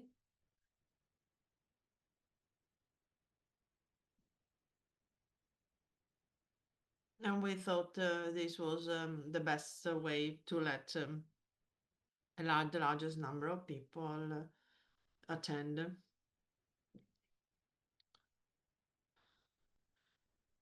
People are all over Italy and Croatia. So it would have been hard to be in person.